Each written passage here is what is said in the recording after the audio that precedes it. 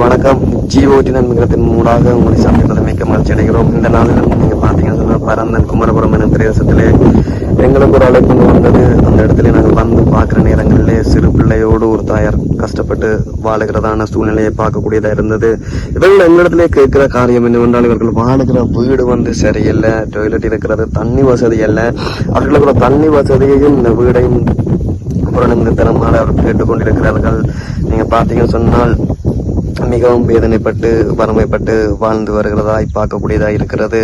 அநேக மக்களுக்கு இந்த ஜிஓடி நன்மைங்கரம் வந்து அநேக மக்களுக்கு நல்ல சேவைகளை செய்து வருகிறது. இந்த வீடியோவை பார்க்குற நீங்கள் எங்களோட நிறுவனத்தில் இணைந்து ஜிஓடி நன்மைகரத்தின் மூலமாக நீங்கள் இந்த உதவியை செய்து நம்புகிறோம். இப்பொழுது நாங்கள் அவர்களிடத்திலேயே கேட்போம் என்ன தேவை இருக்கிறது என்பதை.